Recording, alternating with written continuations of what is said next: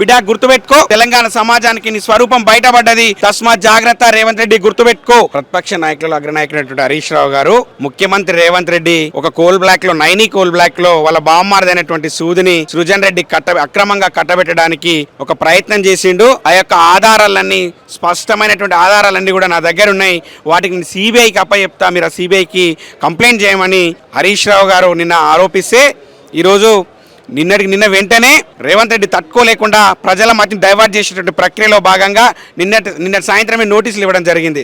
రేవంత్ రెడ్డి గారు, మీరు గుర్తుపెట్టుకోండి, పార్లమెంట్ ఎన్నికల తర్వాత కానీ పంచాయతీ ఎన్నికల ముందల కేటీఆర్ గారికి ఫార్ములా ఈ రేసులో నోటీసులు ఇచ్చి తెలంగాణ ప్రజల మధ్య డైవర్ట్ చేసేటువంటి ప్రయత్నం చేసిండు.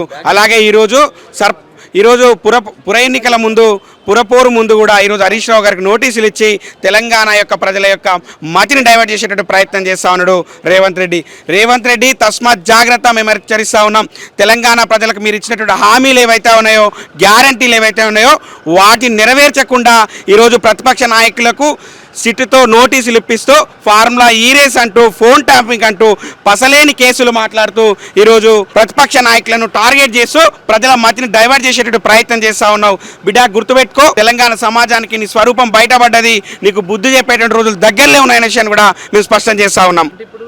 ఈ సిట్టులో ఎటువంటి తప్పు చేయలేదంటారా? సిట్ ఏర్పాటు చేసి సిట్టుకు అధ్యక్షత వహిస్తా ఉన్నటువంటి, నిజంగా ఇప్పుడు ఈ ఫోన్ ట్యాపింగ్ విషయంలో హరీష్ రావు గారు ఎలాంటి తప్పు చేయలేదంటారా? హరీష్ రావు గారు తప్పు చేసి ఉంటే మొన్న సుప్రీంకోర్టే ఒక స్పష్టమైనటువంటి తీర్పునివ్వడం జరిగింది. ఫోన్ ట్యాపింగ్ కేసులో ఎటువంటి నిజాలు లేవు, ఆ యొక్క కేసుని పట్టించుకోవాల్సిన అవసరం లేదని సుప్రీంకోర్టు కొట్టేస్తే, నిన్న రేవంత్ రెడ్డి కుటుంబ సభ్యుల యొక్క అవినీతిని ప్రశ్నించేటువంటి ప్రయత్నం చేసినటువంటి హరీష్ రావు గారి మతిని ఆ యొక్క గొంతు నొక్కి పెట్టే ప్రయత్నంలో భాగంగానే నిన్న నోటీసులు ఇచ్చి ఈరోజు విచారణకు రావాలని వెంటనే ఒత్తిడి చేసేటట్టు ప్రయత్నం చేస్తుంది రేవంత్ రెడ్డి సర్కార్. సిట్టులో ముఖ్య అధికారి అయినటువంటి సజ్జనార్ని హరీష్ రావు గారు నిన్న మీడియా వేదికగా ప్రశ్నిస్తే తట్టుకోలేనటువంటి పోలీసు అధికారులు, ఒక పక్క ప్రభుత్వం ఈరోజు నోటీసుల పేరిట డ్రామాలు ఆడుతూ ఉన్నది. తస్మాత్ జాగ్రత్త రేవంత్ రెడ్డి, గుర్తుపెట్టుకో.